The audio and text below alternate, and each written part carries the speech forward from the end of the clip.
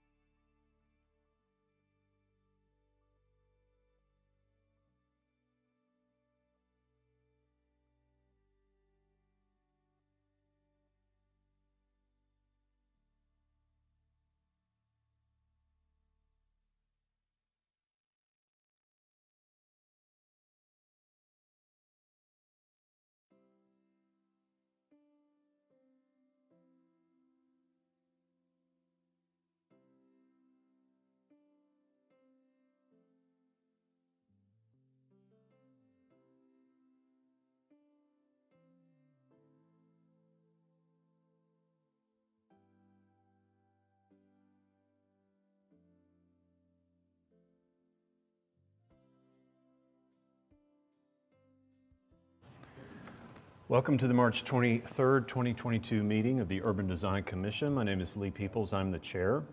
The following guidelines are in place for meeting in council chambers.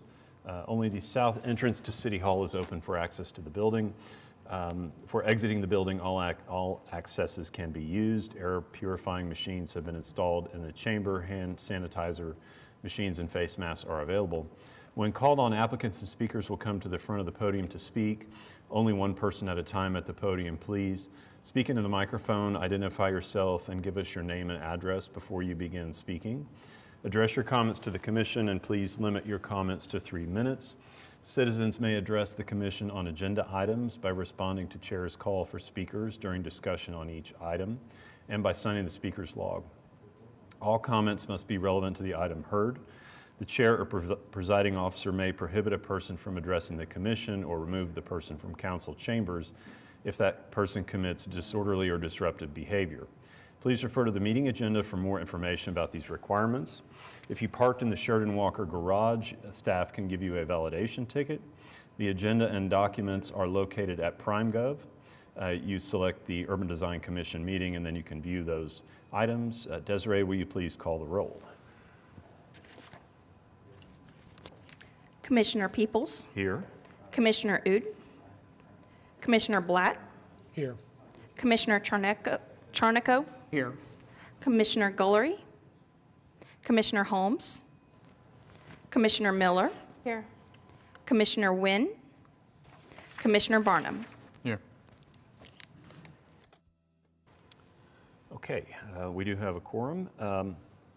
The first item on our agenda is the approval of the minutes of the November 17th, 2021 meeting. Are there any changes to that? If not, I would entertain a motion for approval. I'll move to approve the minutes. Motion by Blatt, I'll second the motion. second by Charnico. We're just waiting on PrimeGov.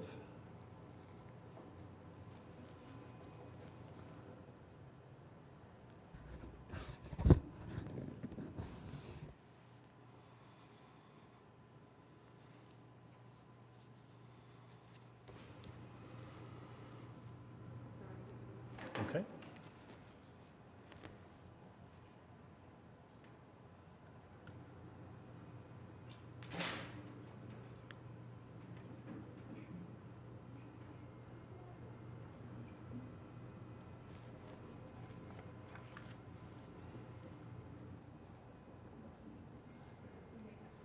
Okay. Well, let's do a roll call vote, please.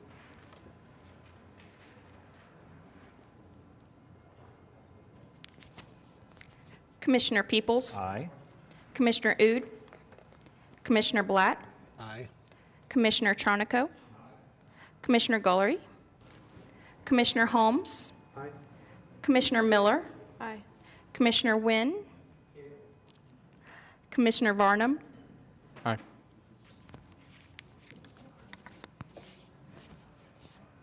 Okay, the minutes are approved. We have no cases withdrawn. We have no continuance requests. We have several items on the consent docket. Would any commissioner or member of the public like to request a consideration of an item on the consent docket? Not hearing any requests. We have a motion to approve the consent docket. Motion to approve? We have a motion by Charnico, I'll second. second by Miller.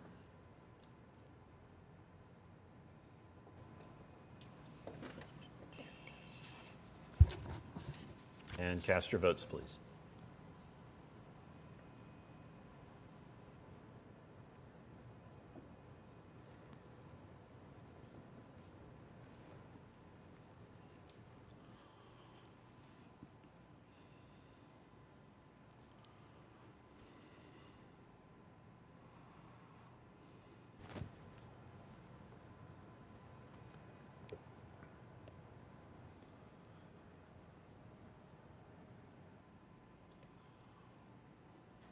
Okay, the consent docket is approved. We have one item today for individual consideration. This is UDC A-22-11, 2600 North Classen Boulevard. And I'll ask staff to present the item. Thank you, Mr. Chairman. This item is a proposed project at 2600 North Classen Boulevard. It's presently a vacant lot. Used to be occupied by a gas station a long time ago. It's a unusually shaped lot and a relatively small lot, and because of that, the applicant has been forced to come up with some unique solutions to how the building is set on the property, and with respect to the fact that they're doing a drive-through use, it's kind of forced the building out to the front, which is where we like to be. But as you'll note in the staff report, we did have a concern about the openness of the building at the south end towards the street. There's a section of the building, about 50% of the west elevation, that faces Classen Boulevard that is quite open and welcoming to the pedestrian traffic along Classen Boulevard. However, they've placed an outdoor patio at the south end of the building that is shielded from the street by a combination of a metal screen wall and a open masonry design wall.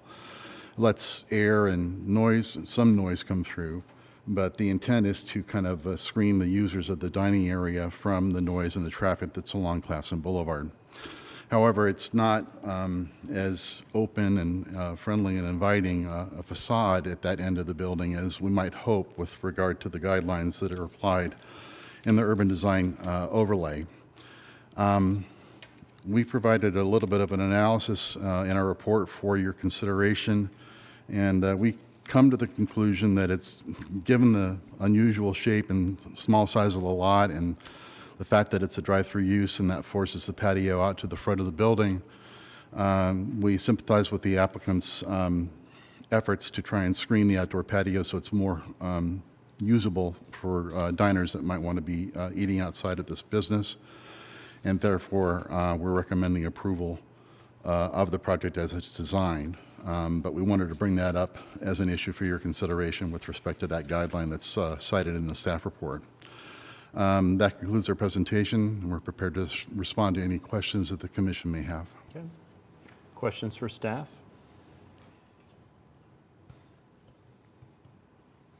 Is the applicant present? Would you come up and give us your name and address, please? We'd welcome a presentation or any comments if you have that, or the commission may have some questions for you. Jenny Nguyen, 1225 Northwest 32nd. Do you have anything to add? I don't, but I'm happy to answer any questions, and my architects are here if you guys have any questions as well. Thank you. Any questions for the applicant? I have a question for the architect. Question for the architect.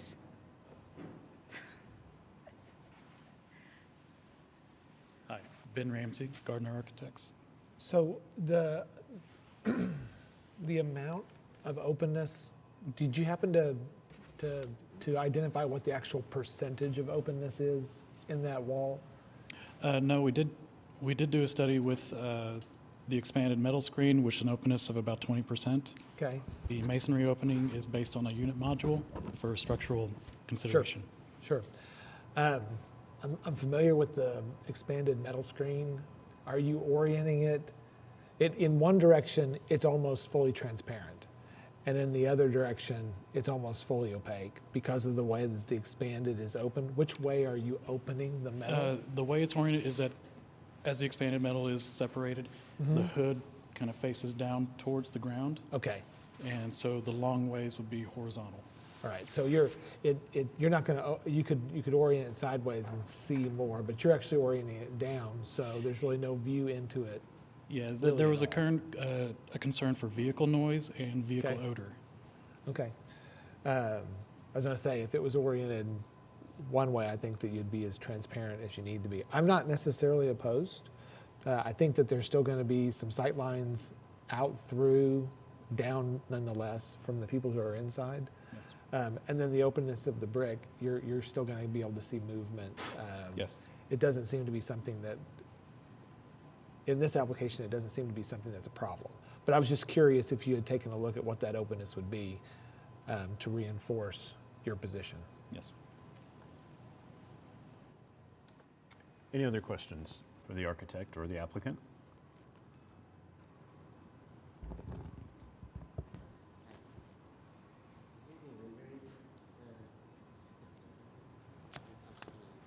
Yeah, if you go into the packet, I think they're attached to the staff report. There are elevations, but not what I would consider renderings.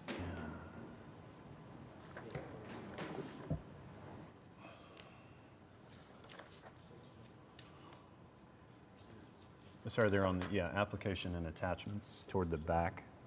On the color of the brick, I know that we have very limited Asian district overlay design guidelines as far as brick color and such. I know that distinctively is there any kind of Asian influence in the rendering? Yeah, so the major colorways, they're pulled inspiration from like street food vendors in Vietnam. So it's lots of like the brick is going to be like a cream color white brick, and then have like touches of like that green that's like colored like mint or basil, and then the signage will be red. So it will really tie into the entrance sign that's right across the street, you know. And then we'll have the screening is gold, so it's going to be pretty cohesive but still modern. Did you see, there's a picture of the brick on page 4 of the application. It's a white bluff is the color.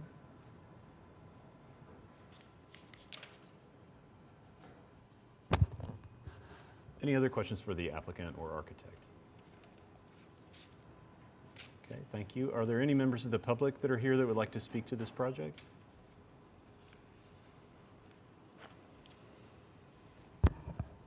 Commissioners, any discussion?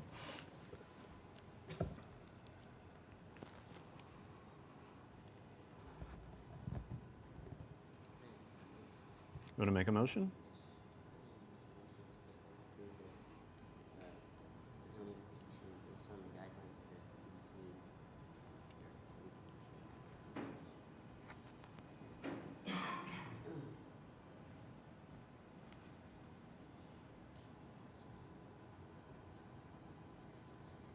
Make a motion to approve the application on the basis that the project meets the regulation and the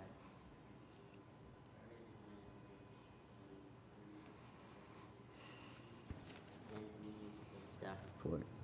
Okay, we have a motion. Any discussion on the motion or second? I'll make a second on the motion. Okay, we have a motion by Nguyen, a second by Blatt. just waiting for Prime, yeah. Looks like you can cast your votes now in PrimeGov.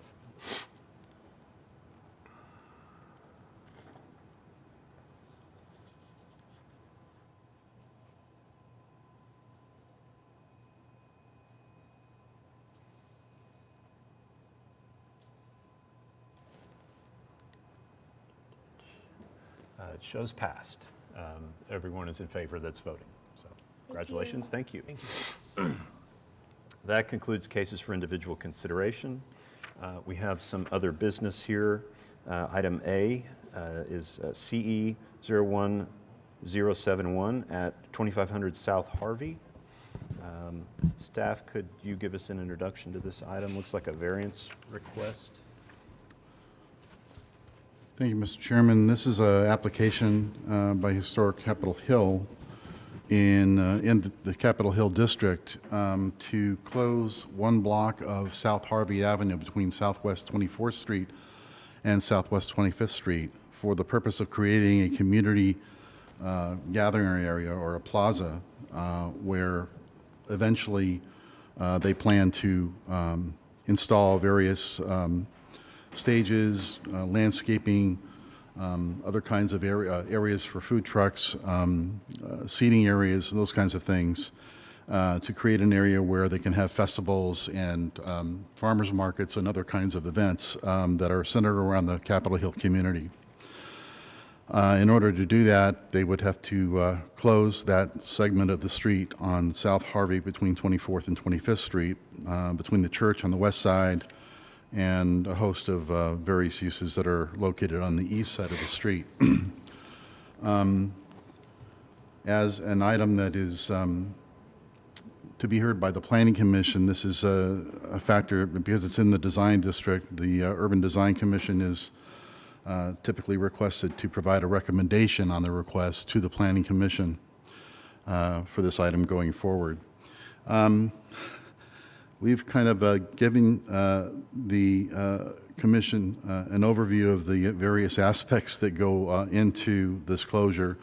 One of those being that with the loss of the street frontage that the closure would result in for the properties along the east side of the street, their only vehicular access would be from the alley that is to the east side of those properties. And they do abut that alley, which has recently been upgraded and repaved. The way the code reads, you're not allowed to have your primary vehicular access off of an alley or secondary actually, unless you also have initially a primary access from the street. With the loss of this street access for vehicles because of the closure, it would need a variance for those properties to be able to utilize the alley as their primary vehicular access. That is something that's normally triggered at the time, at such time as a building permit for anything going on those 5 parcels would come in. But to kind of proactively address the situation, the applicant's asking for a recommendation also on the variance request ahead of time, so that when those property owners do in the future decide to do anything with those properties, the variance issue would already been taken care of, assuming that it goes to the Board of Adjustment and gets approved there. So we walked through the analysis of the need for the variance in the staff report. We're very much in support of the closure of that portion of the street to create this new community space for the Capitol Hill neighborhood. And because of that, we are recommending approval or recommending that the Urban Design Commission provide a recommendation of approval to the Planning Commission for the closure, with the condition that they obtain a variance from the Board of Adjustment for the alley access issue. I think that concludes our presentation for you this afternoon, and we're prepared to respond to any questions the Commission may have.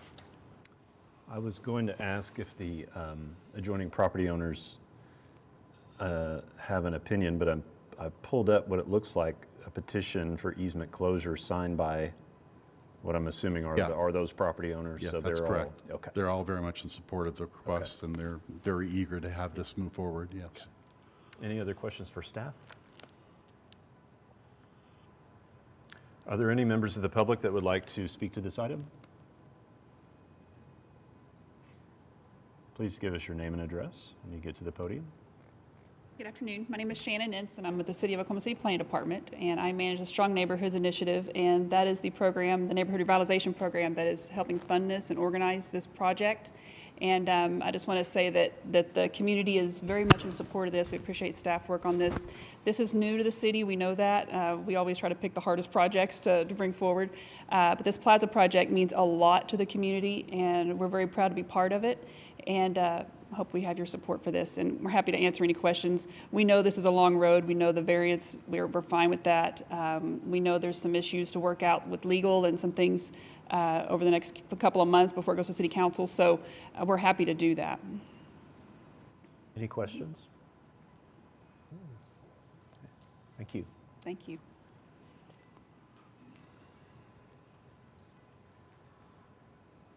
Commission, any further discussion on this?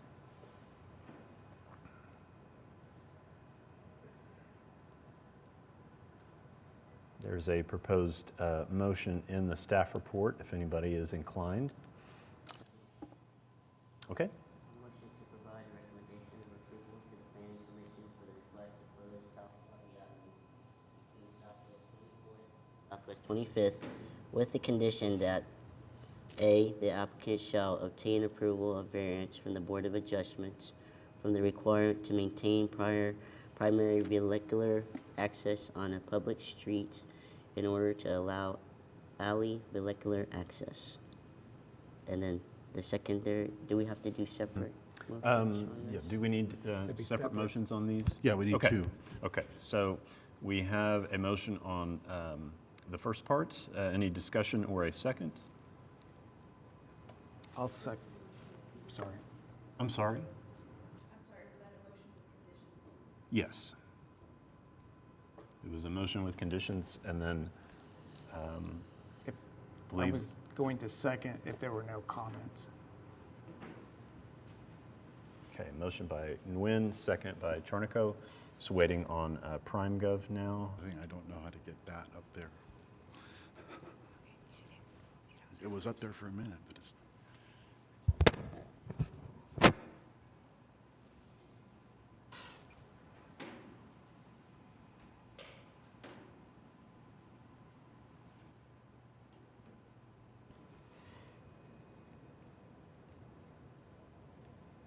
Okay, cast your votes.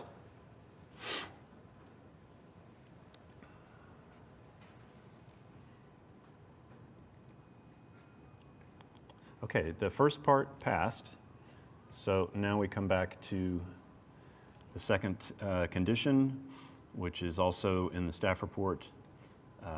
If there's any discussion on that, or if anybody would like to make a motion.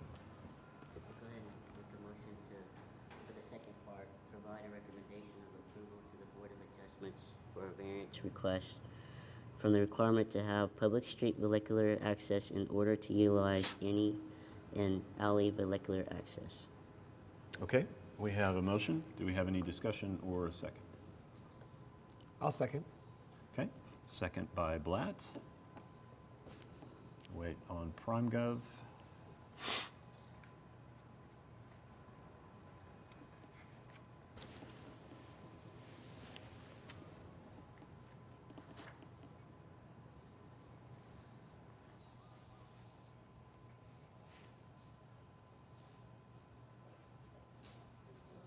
Okay, we'll have to do a roll call vote on this.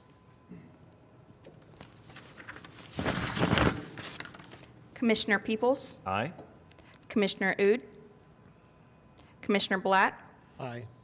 Commissioner Charnico, Aye. Commissioner Gullery, Commissioner Holmes, Aye.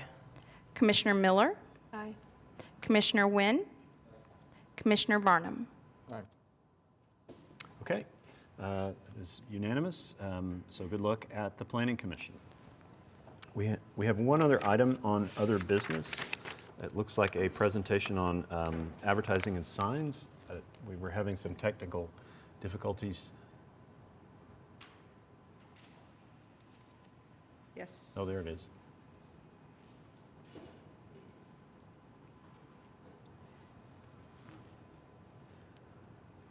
think the commissioners, we can also pull this up on our screens.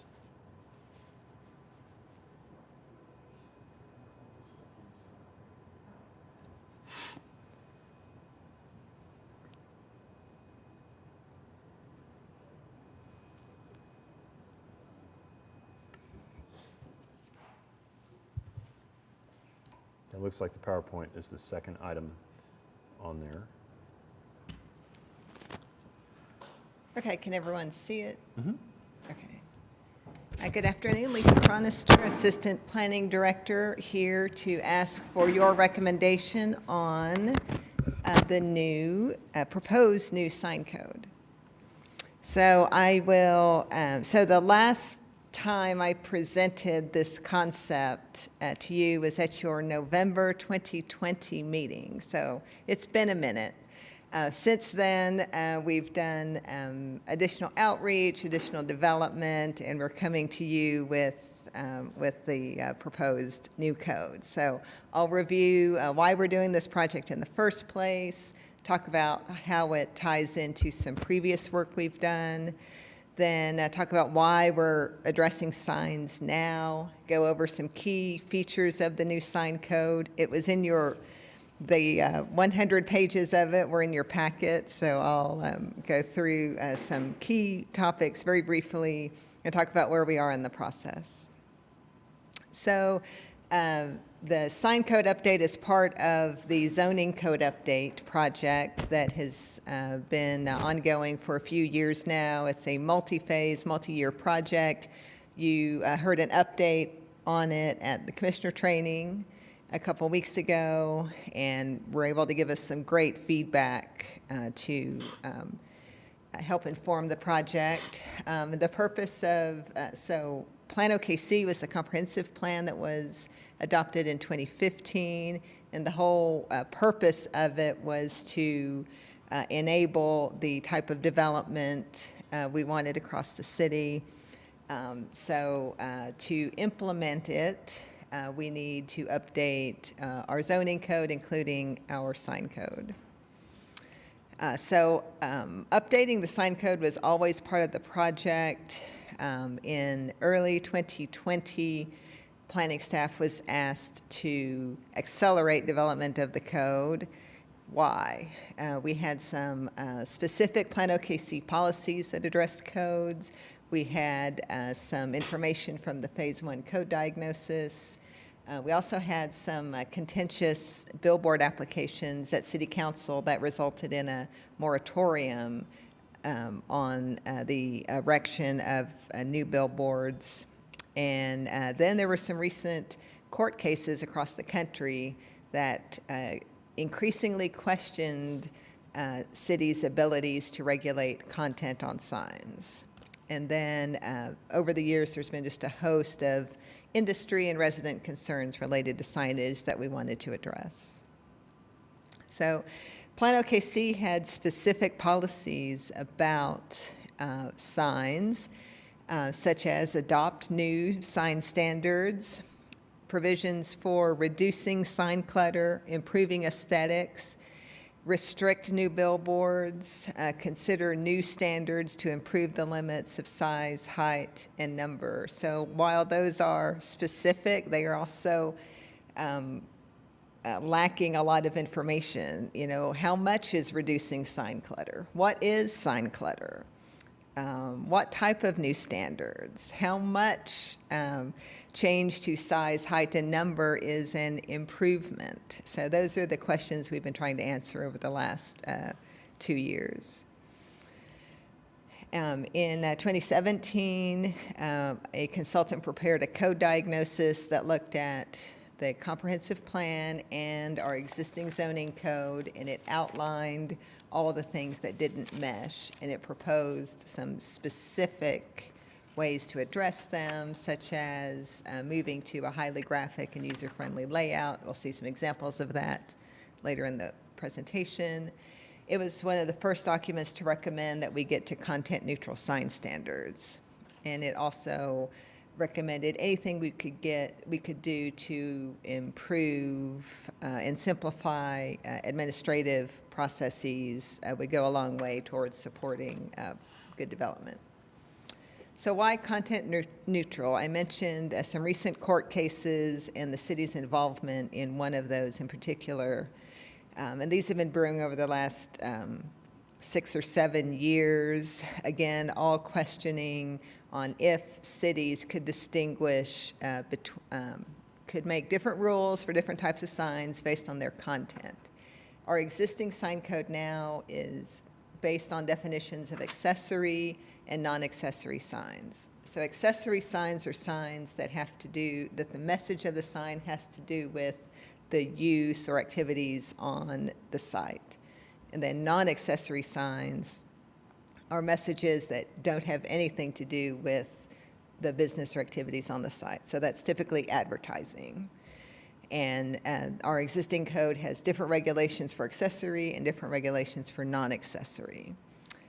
But the city's sign code was challenged in 2019 in Knutson versus City of Oklahoma City. And in that, the court found that our sign code impermissibly regulated signs based on their content. In response to that, the city represented to the court that, hey, we have this code update project already happening. We have a consultant. We'll go ahead and address signs ASAP and get them to content neutral. So, content neutral, not only will it satisfy our representation to the court and where it looks like case law is going, but it's also going to help staff and applicants avoid difficult interpretations about, what the messaging is saying. And since we are not going to distinguish on content of any kind, our new sign code will focus on the traditional basis of sign regulation, what things we already regulate and that we will continue to regulate. Things like the size, the height, the number, the placement, what signs are made of, whether or not they light up, to what extent they light up, all of those things that are physical attributes that can be evaluated regardless of their content. So to develop the new code, we've done a ton of outreach, both with industry, with in-house staff, with design review committees. I know several of people on this board have been involved in some of our focus groups. We've worked with artists, we've worked with planning commissioners, council members to at least hear everyone's concerns and hopefully address them in some way. A lot of what we heard had to do with, just anything we could do to make the permitting process more efficient. A lot of user groups thought that improving code enforcement regarding dilapidated signs was one of the biggest things we could do to improve community appearance. We also heard a lot about that SPUDs and PUDs were being used to vary sign standards, specifically for billboards, and that that was not the right tool to increase sign intensity, that really needed a variance, not a SPUD. So that gets us to the proposed sign code. We think some benefits that I'll describe in the following slides. It's much more graphic than our existing code, which is just kind of lines and lines of text. Again, it's content neutral, so it won't involve any interpretations about the content. We're proposing some changes that will help code enforcement get dilapidated and abandoned signs removed. We have better tailored the sizes of attached signs and freestanding signs and improved the way they're measured. That will help industry and businesses. We've done a lot to streamline the murals approvals process, and I'll review that in more detail. So the big picture of the new code is that it takes Chapter 3, Article 5, It strikes that and it replaces it with the new Article 16 that's in Chapter 59, which is the zoning code. A lot of provisions have just moved, they haven't been changed. The new code defines 6 different types of signs, again, all based on their physical parameters. For the design districts, Bricktown is the only district whose sign guidelines and regulations are all already in Chapter 3, so we're moving those over to 59. All the other districts, including Urban Design Commission, will remain the same. For urban design, we are proposing some specific changes to the urban design section of the ordinance, but for the most part, everyone's remains the same, and more importantly, the design review provision supersedes anything in Article 16. It's important to note what doesn't change. So existing signs won't be required to come into compliance unless they're being changed in number or intensity or type. And then existing nonconforming signs will remain existing nonconforming signs. The new code will be hosted entirely online. So right now, if you're used to accessing MuniCode online, you'll go to MuniCode, Chapter 59, Article 16, and you'll see this page. And then within that page are the sections of the new code where the different articles are along the left-hand toolbar and navigate through the rest of the code text. So all of the, most of the provisions in the new code have been collapsed into tables so that all of the information regarding what's permitted, how big it can be, how many there can be, is all located in one table. Each type of sign and table is also accompanied by graphics to further explain and illustrate what type of sign we're talking about. Then one thing we think is going to be really helpful about the new code is a calculator feature where on the left-hand toolbar, you can input what your zoning is, and depending on what type of sign you need, you would click that, and it would ask you maybe your street typology, maybe the size of your wall, things like that. You would input that information, and it would generate a table showing you all of the what you're allowed in terms of type of sign, how big it can be, how many you can have. Two things different about the new sign code. One is that it relies on street typologies to assess the size of freestanding sign. And that's something our existing code does not do. Our existing code does this based on total street frontage or site frontage. The new code will look at if you're on a quieter neighborhood street or a more intimate main street or on a busy arterial. The idea being the more intense the street is, the busier it is in terms of traffic, the larger sign you have, and then when you're in more intimate environments, such as Main Street here downtown, it's a smaller sign. That we've also made changes to the way signs are measured and allocated throughout the code.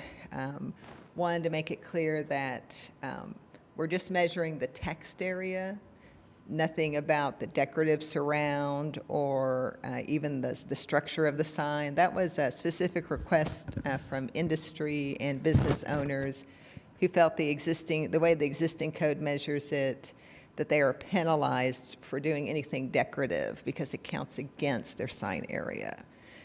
So we've made some proposals to accommodate that. So some more specific changes I want to make sure you're aware of.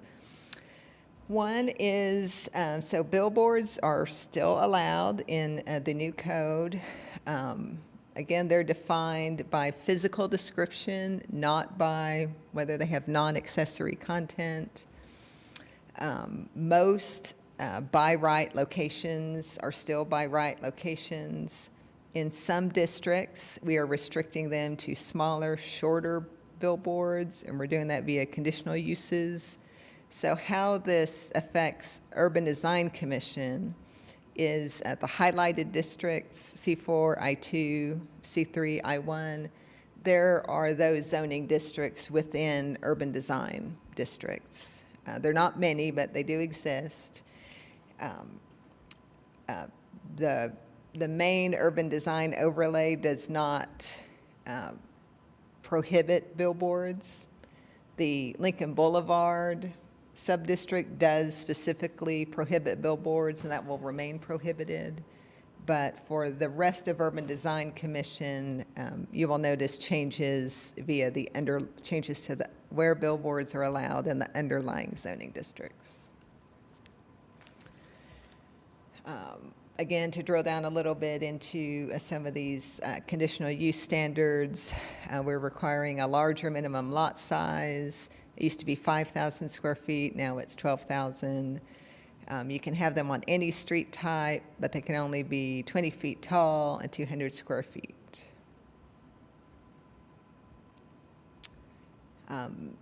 We are adding specific language to prohibit the use of PUDs and SPUDs to increase sign standards. You can still use them to reduce them, but you can't use them to get more and bigger. That said, industry did ask for a process by which they could get some administrative flexibility to increase things just a little bit or increase the number just a little bit to accommodate their specific sites. They asked if there's a way they could do that without having to go to Board of Adjustment. We are accommodating that with a process that's been used in other communities, but it's new to us, and that is master sign plans. So, the property owner applicant can come in with a wholesale look at their property, where they need signage, and the planning director can evaluate that and authorize small increases, generally 10%, maybe one additional sign as part of the master sign plan. Again, without having to go to Board of Adjustment. Code enforcement, I said I thought we were able to achieve some meaningful changes to help code enforcement.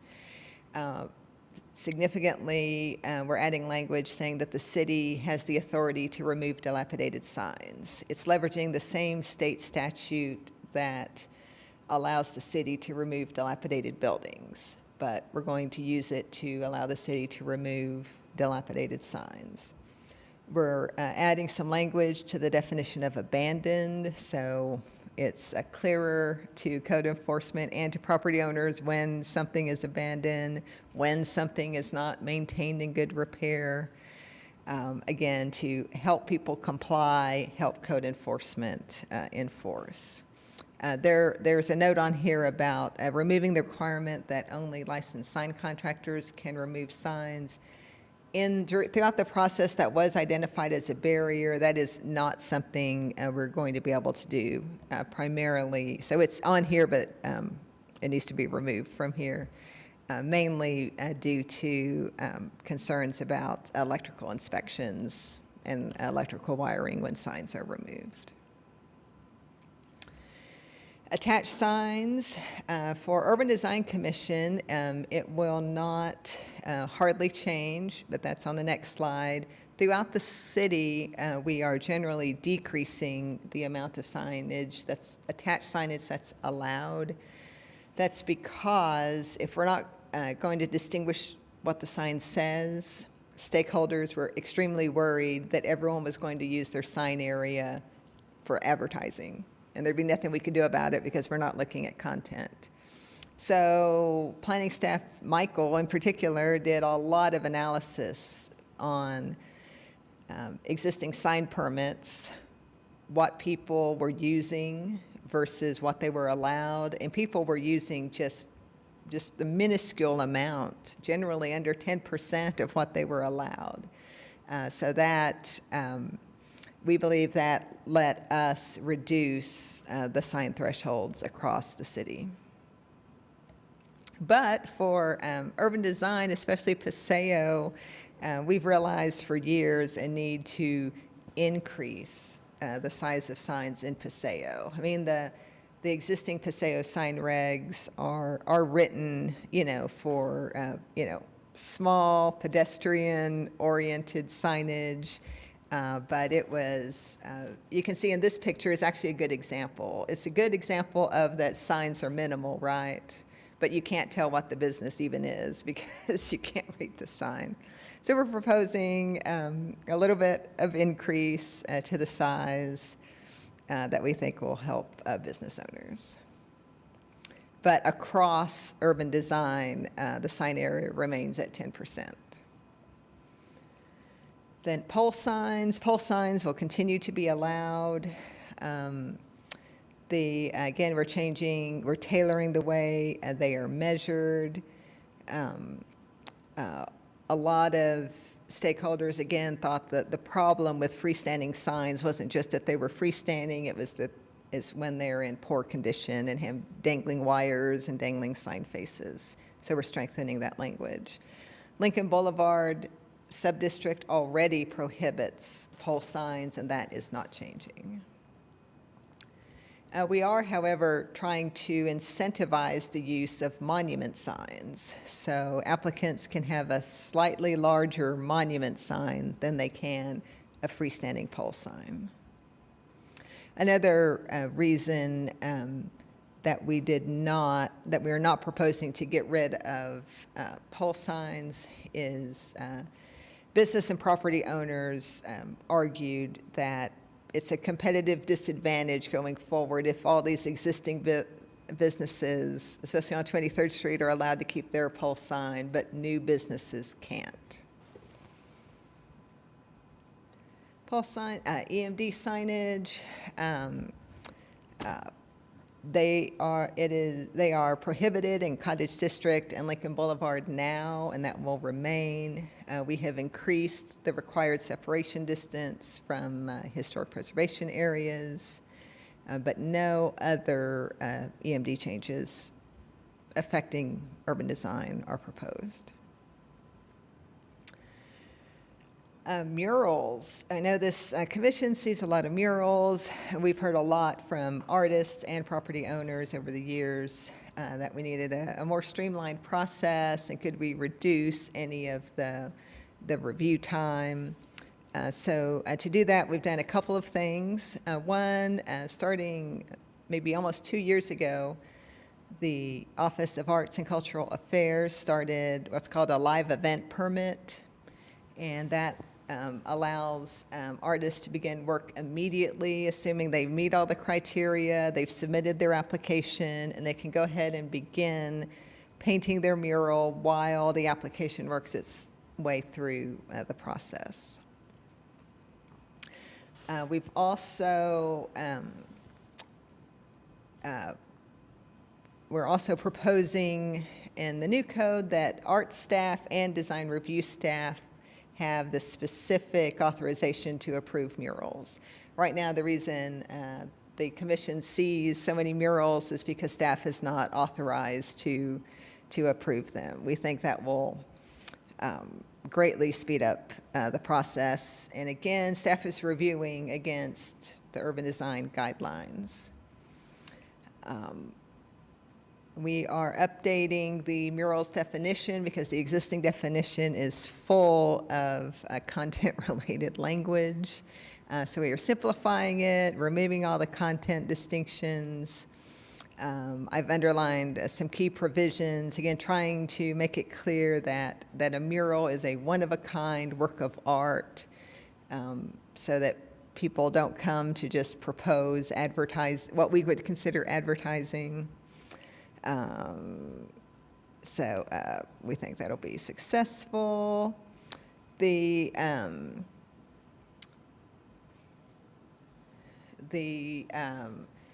Arts Commission has already adopted a murals policy, and they will continue to review murals against the policy. We've actually, since I've created this application from your meeting a couple of meetings ago, we are removing that staff will not be guided by the standing rules. They'll be guided by the more explicit criteria in the ordinance. But Arts Commission will have more flexibility via the murals policy.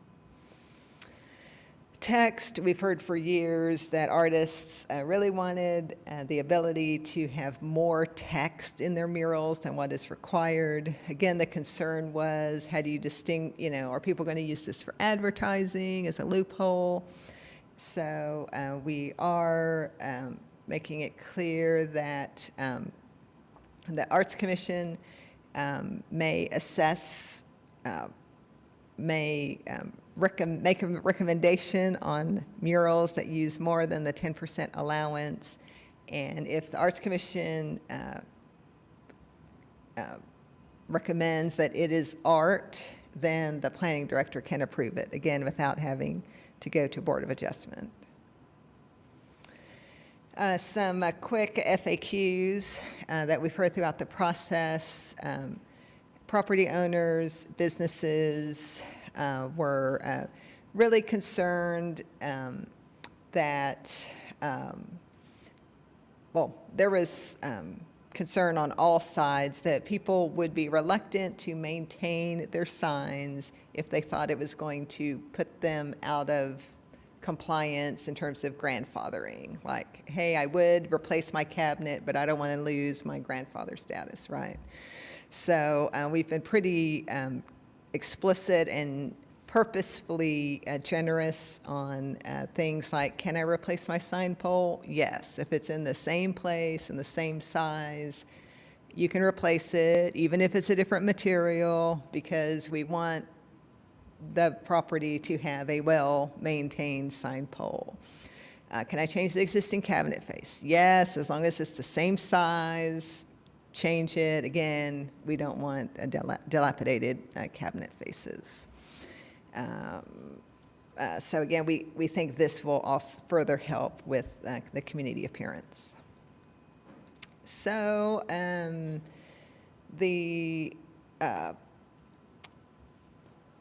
So you're on my last design review committee or commission to get the recommendation for, and this will be introduced at Planning Commission tomorrow.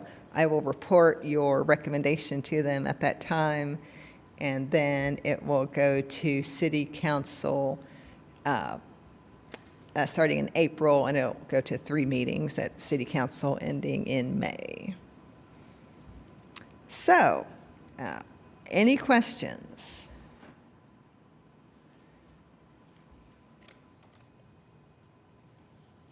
It's a long time overdue. Do what? It's a long time overdue. It is a long time A overdue. lot of hard work. So implemented then in midsummer? Yes. I've had some preliminary meetings with Development Services about, hey, the day this is effective, what do we do? Michael is working on some forms for the process of the master sign plan. I have a meeting, not next week, but the next week about a new sign permit application, if anything there needs to change. Then a couple weeks after that, we have some dedicated training meetings with permit desk staff to go through what's different, what they'll need to look for, specifically the street typologies. And hopefully we'll be ready. Got one question for you, Lisa. I noticed that you said the amount, like how much and the amount of signs or something. The Asian district has these identification markers. Question number one is, like, if there's already a sign permit in place, everyone would have to go through the sign permitting process again? And then the second question is like you mentioned, like it depends on how many signs or the amount of signage. If a sign is already has its permit, then it won't be required to go back through the new process. So that's one thing. I think you might be referencing when I was talking about the master sign plan. So the code allows whatever it allows in terms of size, number, height. But if the applicant desires just a little bit more, a small increase, they can apply to the planning director who can authorize a small increase. And I think, and then mentioning like, and there was a section on like, because an example is like the Asian district. We don't have like identification markers for the Asian district, and we utilize the median poles, and we got a sign permit from the commission from Yes, thank you for asking that. I did not include this in here, but it is in your sign code draft. We have inserted a new provision for banners in city designated districts. The city designated districts being districts like Asian District, Plaza District, Capitol Hill, who are part of our CDRP program, that their traffic commission has a process for banners, but we're moving the process for commercial district, for city designated districts to a similar but separate process that gives the district more control over where they go. I was going to say what they say, but we're not looking at what they say. The traffic provisions still have the content-related language in them, but the the city-designated districts banners does not have any of the content info on it. So yes, it should help. The intent was to help the districts be able to put banners where they wanted them more easily. Is how much time would you all say with sign code and all that? Are you excited this will save you a bunch of time at the city? I'm just kind of curious. That is a fine question. I know, I mean, this, okay, under benefits, the second bullet avoids difficult interpretations regarding content. You'd be surprised at how much time that takes, you know, because first, let's say Michael will look at it and he's on the fence, so he'll ask Lisa, and I'm on the fence, and then we'll call legal. But now we're just looking at the size. Period. The calculator feature, I think, is really going to help. Instead of like flipping back and forth between pages. I did bring my copy. This is Lisa's prized copy of the sign code because it's got all my tabs and markups, because when things aren't clear and over the years you get interpretations on them.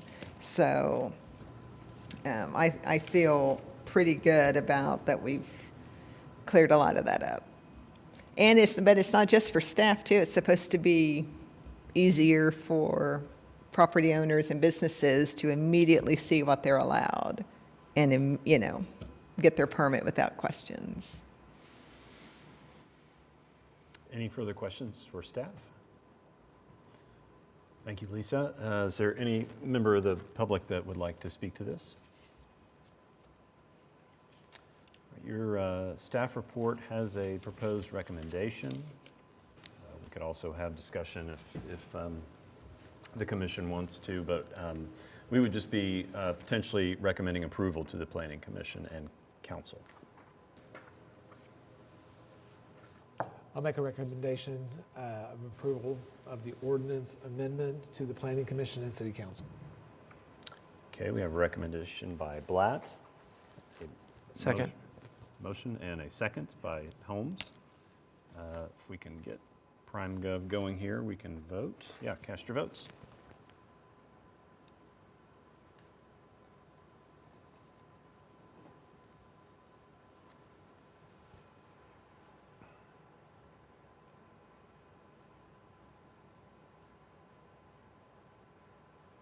Okay, that is unanimously recommended. Thank you. Thank you. Okay, the next item on the agenda is the election of officers, election of chair and vice chair. And this is by majority vote. So it'll be 4 of the 7 of us present. So I will open the floor for election of chair. Any nominations? I would like to nominate Marcus Uday. I'm not doing that just because he's not here. I actually checked with him and he is interested. So nominate Marcus Uday. Any additional nominations? Okay.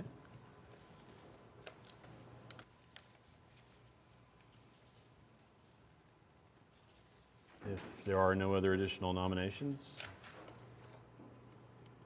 we'll close nominations for chair, and looks like we're about to get a PrimeGov ability to vote on this.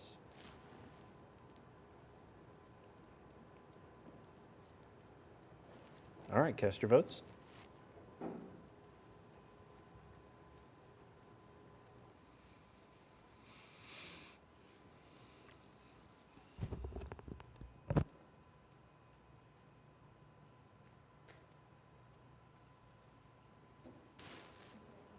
I'm sorry? Who did second? Nguyen? Yeah, Nguyen seconded, sorry.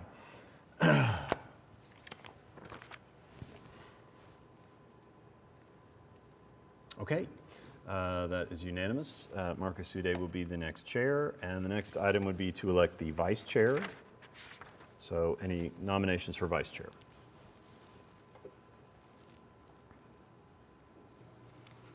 Lee, would you be willing to serve as the vice chair? I would. Any other nominations? Or I guess we need a second. I'll second. Okay.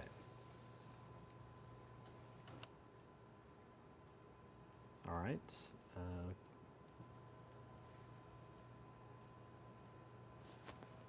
Cast your votes.